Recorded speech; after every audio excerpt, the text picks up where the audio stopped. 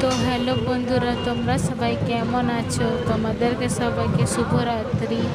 আর আমি দেখতেই পাচ্ছ আমি এখানে প্যান্ডেলে ঘুরতে এসেছি।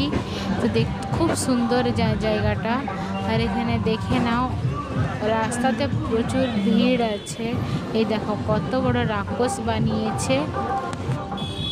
দেখলে ভূতটাকে?